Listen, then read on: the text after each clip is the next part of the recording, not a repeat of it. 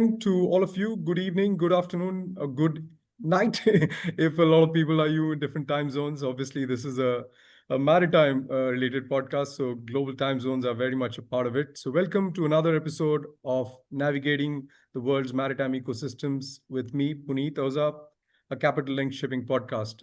And I'm always thankful to Capital Link Shipping for creating this opportunity and platform to do it. We have actually been looking at various maritime ecosystems, and we intend to look at more of the ecosystems going forward. We are still looking at Singapore, and we have talked about the regulatory aspects. We've had some amazing discussions in the past with Bengti and Caroline from SMF and SSA. And we've also had some amazing insights from commercial and operational perspectives with ship owners and operators. Today, we come to the last part of the Singapore maritime ecosystem, which is maritime service providers. I always believe, having been in the industry for more than 30 years, that the service providers are actually the nerve centers. They are the ones who are silently trying to support every single activity in the maritime space. And obviously that has a knock-on impact of everything that's happening in the world. But they don't really come in the spotlight. They don't get the limelight as much as they should. So I have with me David Pullin, who's the director of Oceania at Wilhelmsen, based here in Singapore. They're just basically not just ship agents, but they're into so many multiple activities, and I'm involved with various parts of Wilhelmsen in different ways. But obviously, it'll be good to get insights from David on the agency part and the maritime service providing within the Singapore ecosystem. And I've got Josip Mladenic, who's basically the managing director of Howe Singapore and the head of Panamaxes globally. And Josip is an old friend, and obviously Howe Robinson is one of the oldest shipbroking firms in the world, has been in Singapore for quite a few years. And I remember that when we looked at the entry of the shipbroking firms, especially in the early 2000s, into the maritime ecosystem of Singapore, Howe Robinson was on the top of that list. So obviously he's been around and he's seen the ecosystem grow as well, same as David. So welcome, Josip, and welcome, David, to the podcast. Thanks, Punit. Thank you for having us. Thank you so much. And just to start off maybe with Josip, because as I mentioned, it's something which both Wilhelmsen and Howe Robinson have kind of grown with the ecosystem of Singapore. But Howe Robinson as a firm has been around for many, many more years, one of the oldest shipbroking firms, as I mentioned. How do you see the entry into Singapore helping your overall business perspective? As you see trade moving towards Asia, has Singapore really ticked the boxes for you guys? Josip. Listen, I mean, as you mentioned, we've been established in 1800s, but the business that has originally, the shipbroking business, which was, originally started and developed in the London markets, has had to move with the trade. And the fact of the matter is that Asia is a dominant part of what we do. I mean, I'm a bulk guy. I've been sort of working dry cargo markets all my life, so I'm speaking from that perspective, even though that covers the other segments of the business that we do: the tankers, the containers, the sell and purchase, the LNG, all of that stuff. If I look back, when I moved here to Singapore in very early 2011, I was number 7 in the office at the time. Today, we have got about 90 people in our office in Singapore. That, of course, or covers some of the auxiliary sort of activities, the accounting, the back office, the IT, and everything else. But the fact of the matter is, we are the second biggest broking unit in Howe Robinson Empire. So it just shows how important the Singapore has become in Asia overall. I have worked in Hong Kong for a couple of years. Early in my career, I was in Japan for 12 years. And ever since then, I've been here in Singapore. So the way I see it, Singapore, through its policies, the way it's been guided in what we do in shipping has put itself in a position where if you have an international company looking to establish a presence in Asia, it is very hard to argue to be anywhere else but in Singapore. Yes. If you want to do business with Vietnam, of course, you go to Vietnam. Equally, if you can place yourself in Japan for Japanese business. But if you want a proper international sort of access to the overall Asian market, Singapore is the place to be. Absolutely. No, I fully agree with that. I remember the same in experience in Klaveness.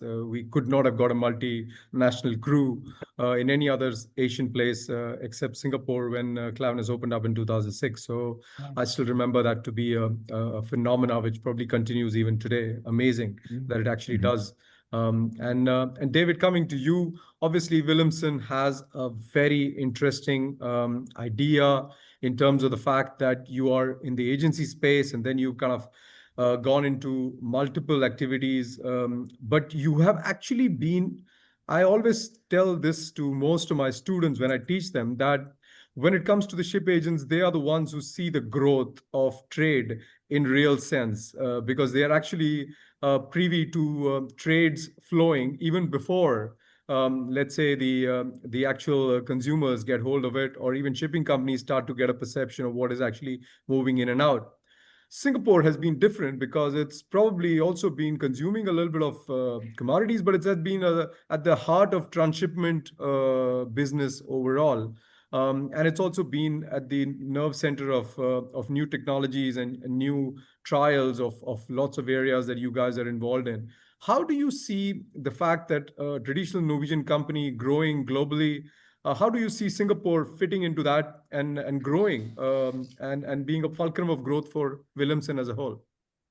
Yeah, I think sort of echoing what Josip mentioned around government policy and the regulatory environment in Singapore. In our space, it really fosters and encourages and supports idea generation, bringing new products and services to market, and being a solid and stable and well-positioned test bed. We're fortunate enough that, similar to Howe Robinson, we've been around for quite a while. Yes. We've been here in Singapore for a really long time as well. And having those, the relationships and I guess sort of mutual drive to better the ecosystem that is Singapore, not just from a port agency perspective, but for all the port users, has been a really important sort of base for us to springboard trials and then sort of bringing new solutions to market. Vessels have been coming in and out of Singapore as a trading post for well before both of our organizations were here. But I think making sure that the activities that we do, that the people that we have working in our businesses are aware that we need to support Singapore today and into the future has been a really important position for us to take to have the success that we've had to date, and hopefully we continue that into the future. Very interesting. And obviously, as a nerve center, it has its own advantages. But one of the areas which, and this is something that I think both Josip and David, you can answer one after the other, is the proximity of an ecosystem which has both the trading partners and the shipping partners in close proximity with each other. I always find this example that if you need to go and meet shipping people, London might still have value in terms of the shipping companies being present there. But of course, Greece and Scandinavia has also got massive amount of shipping companies. But when you want to meet traders, you have to go to Geneva or places like that in Europe.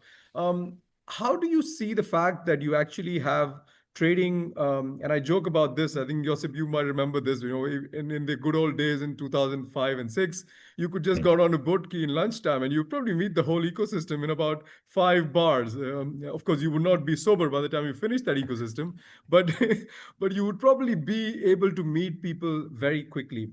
How do you see that adding to the efficiency and also the business generation from a broking perspective, and also efficiency from an agency perspective or an ecosystem perspective? Maybe, Josip, you want to go first and remember those old times, yeah? Yeah, no, I mean, we have to be very grateful with that we have we are positioned in a place where the government has a very clear vision of what they want to do and where they want to be. In my mind, the beauty of Singapore is the depth of the market. So as you mentioned, you have got owners, you have got charters, you have got operators, you have got traders. So very simplistically, in my head, the way I see it is the Singapore government has made the biggest coup in the shipping markets when they managed to put the big miners into Singapore. Right. The fact that the three biggest miners in the world do freight from Singapore was a major change in it put Singapore, established it as a presence in the markets. With the miners, it's logical that the traders follow. Yes. I mean, again, I'm speaking from a dry cargo point of view, so please excuse me. But as an example of how the system works, once the trade, the order should be nearby.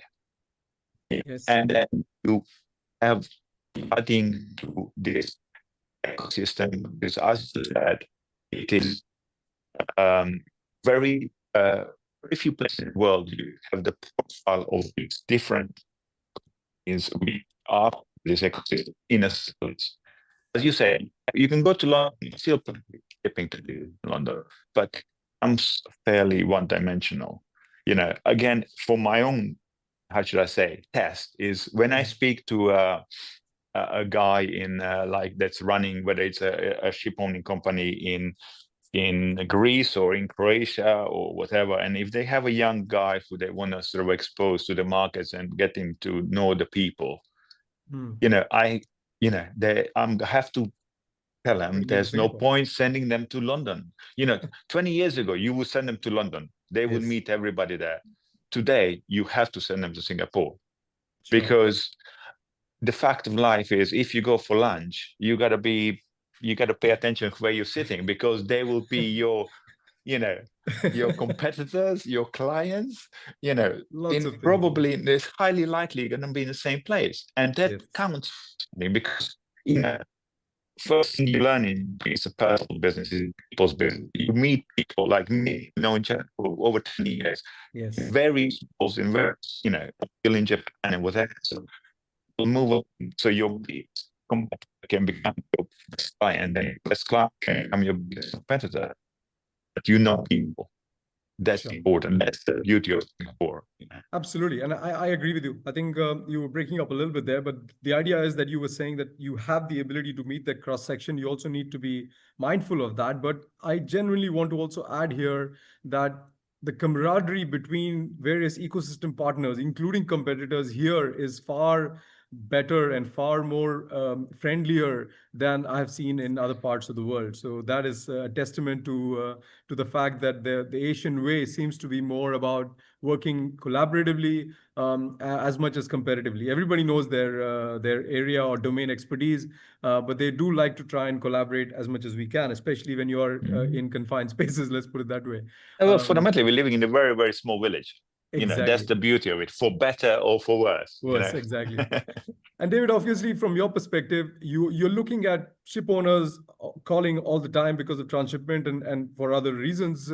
But there are other touch points that Singapore has, bunkering and a whole bunch of other things, alternate fuel discussions, and lots of areas where you yourself have been involved with regulatory authorities, but also with your principals. How do you see the trading part fit into this? Because the traders are obviously also needing to have services from you guys, and you obviously have traders as your clients as well. Do you see the proximity of them being close with each other, helping you to create efficiencies in the system? Yeah, absolutely. I think we are a small village. I was down at La Passat the other week having dinner at Satay Street, and you sort of look up and you think, why are we in Singapore? And within a 1,000 meter radius, we've got, I don't know, 70% of our customer base. It's phenomenal. And from a port agency perspective, we've got our people in the ports dotted all around the world. But being able to go and sit face to face with a customer here and I guess, debottleneck issues that they may be having, whether it's, flow of bills of lading, it can be visibility on port information restrictions. If we sort of expand further out than the port agency side, if we look at, surveying and inspection services, naval and military support around the region and around the world, it's fantastic to be able to instantly connect with the whole spectrum of the port value chain from where we're sitting, and have that readily available here in Singapore and not have to, plan a trip next quarter to travel to London or Geneva or all these other locations. I think Singapore's really good for that. And then when we look at, the new the ever-changing landscape, whether it's regulatory side or from a future fuels perspective, again, we're fortunate enough that we have a very supportive group structure that encourages us to learn about new trends and different things that are coming through in the market. But then that willingness that we have fostered within the Wilhelmsen Singapore team to pull your socks up and get out and give stuff a go. When you have that with the support of like-minded stakeholders and partners in Singapore, it makes it really good to be able to sort of try those things. But I think the physical proximities, it's hard to beat. Sure, absolutely. But let me ask you something, which is an interesting discussion that we had with Benki and Caroline, in terms of the fact that they have, as you rightly mentioned, that they have a plan, and they've actually been executing that plan quite amazingly, and remained at the top of the ecosystem rankings for 12 years in a row, which is pretty amazing to see. However, it's heavily dependent on the government being proactive, and as much as proactive, probably supportive, both in terms of financial and other means by what it is. So do you see this as a kind of at one point of time in your own organizations can be good examples, that would you see that even without that support or gradual decline of that support to a more, let's say, lower threshold, would you see yourself that stickiness has been generated enough for you to remain in Singapore and benefit from it in spite of the support going a little bit lower? Not that it will go lower anytime soon, but eventually the idea is that it needs to be a self-sustaining growth story, depending on the global trade, which of course is challenged at the moment. But in general, with the growth that they are projecting, they will be able to give you the infrastructure, but they will eventually start declining or reducing their support mechanisms. Do you think the stickiness in the next 10, 15 years will be enough for you guys to kind of see the runway is now done and now the flight can take off on its own? How do you see that happening? Yeah, in our business, the regulatory support is obviously super important. If we look at it from a dollars and cents perspective, yes, we won't enter into a long-term activity if we don't see a stable and sort of long-term value pipeline in whatever area we're gonna go into. So going into something just because there's a grant available today, but we're not sure about what's going to happen in the future, that we're not that sort of keen on that. Our view and our vision, we try and make it pretty long term. We're stewards of a business that we want to hand over to the next generation, and I think that's been a really important part of the exercises and activities and sort of adjustments that we've made to our business over the past 5, 10 years in Singapore and across the wider sort of region. Without it needs to stand on its own 2 feet without that regulatory support. That's really important. But to help foster, that sort of startup ecosystem, but to help foster that, first move, having that regulatory and financial support is great. It makes things move a little bit quicker and probably makes us a little bit faster in our decision making. But is it essential to be there forever? No, and it can't be, right? It's a false business from us if we're relying on government grants or trial periods and that sort of stuff. It doesn't work. But I think our exposure with the MPA has been great. We know that, you know, they're very supportive of getting things off the ground, but also that it needs to stand on its own 2 feet. So I think that alignment's been pretty good. Very true, very true. Josip, you have the same thing. You've been very closely associated with SMF, MPA. You've actually been involved in also getting a lot of talent. So obviously you have multiple touch points as Howe Robinson, but your own principals have got multiple touch points as well now. Do you think the stickiness kind of is enough now for it to gradually, in a decade or so, to see a different level of commitment from the current players? Yeah, I see the Singapore has gone past the critical mass. So I do believe we are at a stage where the shipping business is sufficiently established to be self-sustainable. Right. You know, the beauty of Singapore in the early stages is that MPA is run as a business. You have got personal contacts, and you can, as an organization entering the market initial stages, you have got points of reference, and you are literally treated as a partner. So that is very rare. You know, I don't think I can, you know, name other, you know, I don't think I can, and we operate in so many jurisdictions, but I don't think I can name the you know, the government employees related to shipping that are assigned to, you know, to us in other jurisdictions. That we should not forget. But I think at the moment, you know, we are at critical, you know, past the critical mass, in a sense that, I mean, I think the litmus test for that is that the business is getting localized. You know, we argue, and actually Singapore, you know, is our headquarters. Robinson has been since before 2010.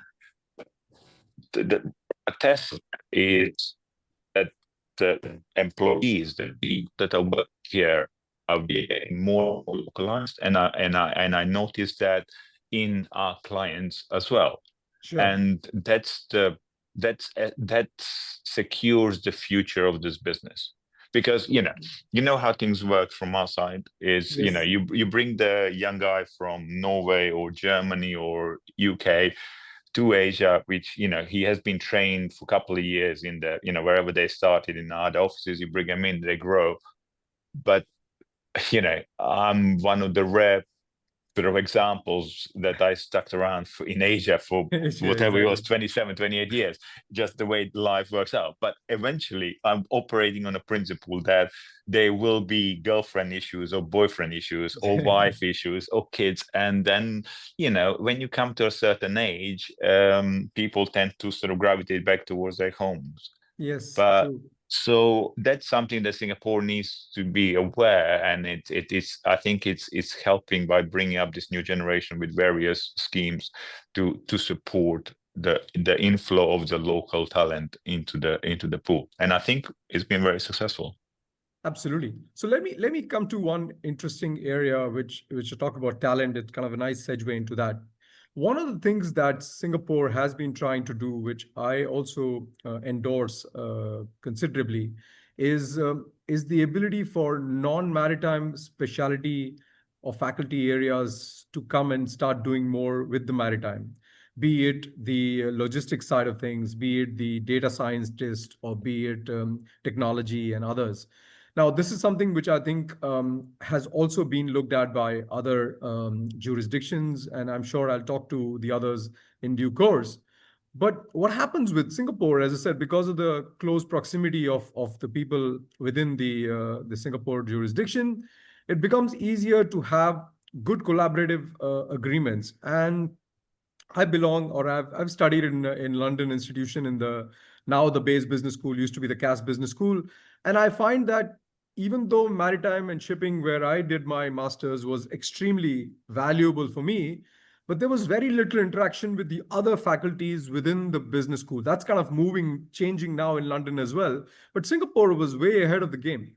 Do you see in your own business your ability to recruit people outside the traditional maritime domain expertise And how do you see Singapore being as one of the kind of pioneers in this idea that you need to be going beyond the maritime expertise domain to try and grow your business? And that can be an interesting, another sticky point or stickiness or touch point, which can be beneficial for Singapore. So maybe some ideas from your side. Obviously, research and analysis that you guys do in Howe Robinson is obviously always been very interesting from a maritime perspective, but now people are looking at data in a totally different way. How does the Singapore talent pool help you in this regard? Listen, I mean, in shipbroking is a very simple business. We can teach people to do it, very, very quickly. I Yes. have always been of the opinion that, whilst it's beneficial for somebody to be, to have gone through the education which is focused on the shipping, it is not necessary. Yeah. I mean, some of our best brokers, top Howe Robinson broker, he studied theology. I mean, You learn on the job. You learn so on the job. exactly. So we have to be very open-minded. It's about the people, individual talent, and we should never be restricted by what particular subject they have studied. And then if you go with that mind frame, you can then benefit by having a very diversified pool of people that are working for you, which are then able to bring new ideas and develop things. So for example, and we have got people who have who are developing sort of some of the IT for us, who have not studied IT at all. They're just interested people who can see the benefit of having certain system in place given the job that we are dealing with every day. But you need to have that mind frame. You need to be open-minded. You just Absolutely. that's So it's an that's the attitude. beauty. It's an attitude issue, really. Very Exactly. much about that. Exactly. I mean, if you're meeting, if you're interviewing a young 22-year-old fresh from university, it's about the attitude, it's about the personality. Like, Yes. they might have spent 4 years or 5 years studying or whatever, but actually we can, from what we do day to day, we can teach them very quickly. It's beyond that. Yes. And you have to be open-minded, literally. We have got people who have studied law, we have got people studied economics, or whatever. As I said, you just have, you need to pick up the skills as you go along and keep. and then you receptivity. absorb that talent pool that you have and grow from it. I call it curiosity and receptivity. I think these two things are super important. You need to It's ask questions essential. and you need to be open to ideas. Yeah, absolutely. And what about you, David? I mean, obviously, you Yeah. guys have got so many different areas in Wilhelmsen, but more importantly, from my perspective, how do you see them connecting with each other, especially Singapore being a hub for you guys? Yeah. Yeah, we on the attracting and retaining talent. We in the past couple of years we've flipped our approach on its head. We used to have a job description or a functional description. I can't remember what it was called, which was a document which basically said that we wanted, master's degrees and 10 years maritime experience and the world's most overqualified person to do a role which we can teach that, right? We have plenty of experience in being able to teach that. Sure. What we want the attitude. We want someone who is solution orientated. We want somebody who's dynamic in their thought process and in their thinking. We want them to be a clear communicator. We want them to be able to interact with different stakeholders, different nationalities, different languages. To be quite frank, when I sort of look back at our old job descriptions, I think, what are we doing? That person doesn't exist anymore, or it never existed to start with. Yeah. So we've flipped that approach on its head. The same as I think most businesses in past years. I mean, new people come into the organization and, you see them fresh-faced in the office and you go up and say hello and what's your background and what have you been doing? And, one that jumps to mind in our organization, who we brought in had quantum mathematics and analytics degree or something like that. And I thought, in Port Agency? Yeah, okay. But a fantastic guy, had the most brilliant attitude, would ask a million questions, wanted to understand, the history and the logic behind things and helped us immensely in our approach to, you know, things like pricing our services and you know, the sort of commercial makeup of how we pitch for work going forward. So I think flipping it on its head was one of the best things that we ever did. And we, you know, I'll say this and I'll probably regret it later on, but you know, we were probably scared of going to our HR teams and saying, hey, we want to change a functional description, because we thought, you know, it's always been that way and why should we change it? But they were incredibly supportive of doing that together with us. I mean, I'm no HR expert. I'll put my hand up and say that very early on. But I think I've got a pretty good eye for people's sort of curiosity and attitude and approach to things. And you don't get that by a checklist and a functional description, right? There's some softer skills that we chase, and I think we've had great success in bringing that into the business recently. The cross-functional, you know, Punit, to answer your question, the cross-functional, sort of, you know, business unit exposure is a lot of trial and error. You got to be comfortable putting someone into a role and realizing that it might not be a transferable skill set, or they might not have the passion for something. That's cool. That's okay. We're big enough organizations to, you know, take a bit of risk on and do it in a structured way. But it comes down, a lot of the time, it comes down to the individual. You know, is that somebody who we think will, you know, take that challenge on and is hungry and curious to do something else? And we don't want, the other thing is we don't want 100% of our employees to be like that.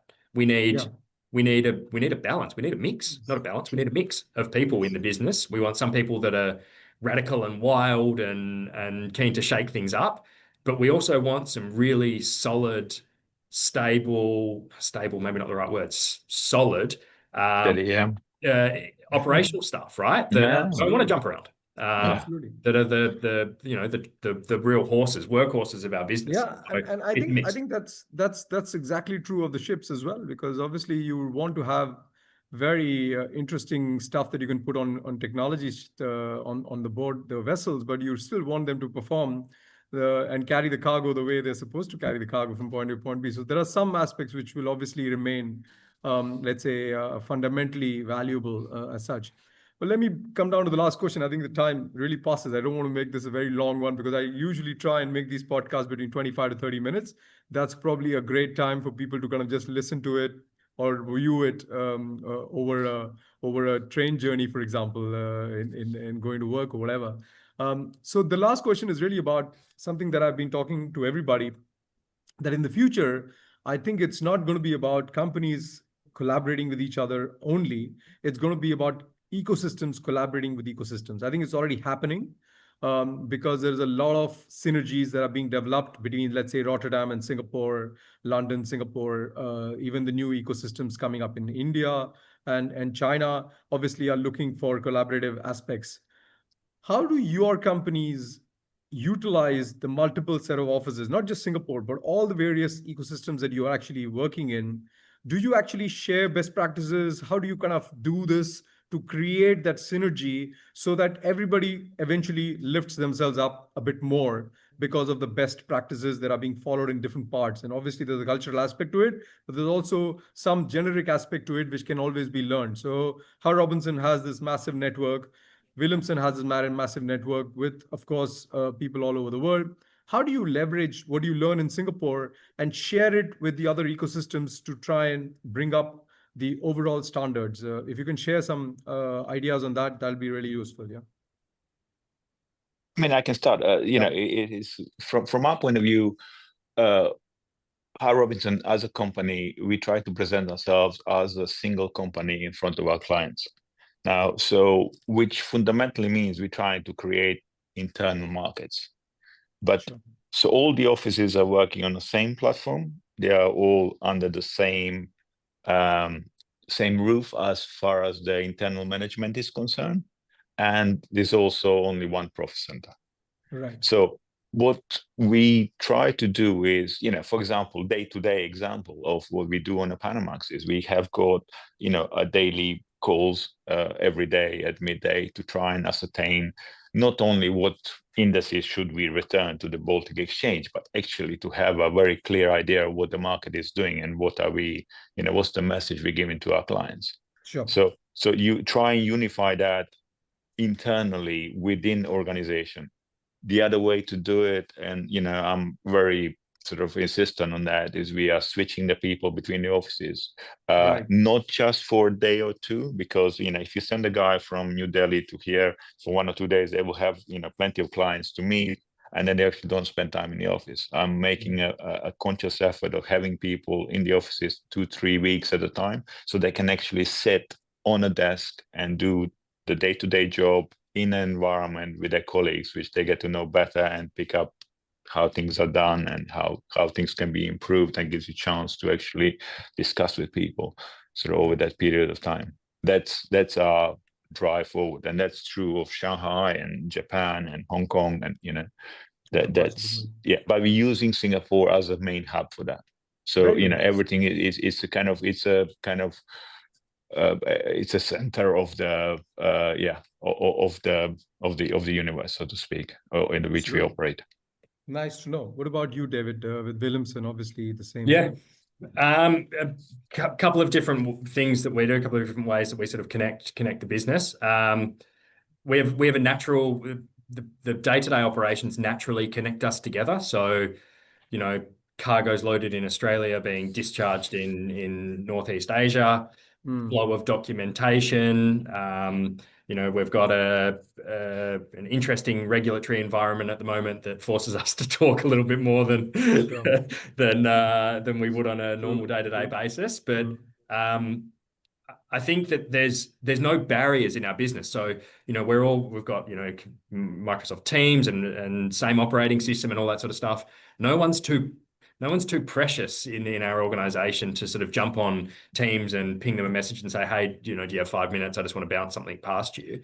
And I think having that culture in the business to allow that sort of freedom of communication and encourage that interaction is something that we do really, really actively. And that happens across the business units. The Wilhelmsen Group, so I sit in Wilhelmsen Port Services, but Wilhelmsen Group of companies, I'm sitting in an office here in Singapore with 6 different Wilhelmsen businesses. So, I go and grab a coffee and there's someone from ship management. There can be, a person who specializes in mooring ropes in there, making their lunch. And it's great to be able to have a chat with those. And, you think, geez, I spoke to a customer this morning about mooring ropes, and, okay, let's talk about mooring ropes. The people are right here.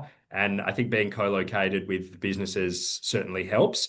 So I think those sort of things, making sure that, no one's too precious. We sit in an open office, everyone walks in and says hello, and it's really, collaborative. And then you see that kind of also, communicate that and collaborate with the other parts, especially you have, Norway is still very much the central hub in that sense, but obviously they depend a lot on the business growing in other parts of the world, and they need to come back and learn from that. Do you see that happening a lot more in the recent times? Yes and no. I mean, travel's expensive. And I think there are other ways to communicate though. But, of course. Travel, and I'll contradict what I said about travel being expensive. It's really valuable though, seeing things with your own eyes and touching and feeling things and experiencing them yourself, I think is really important.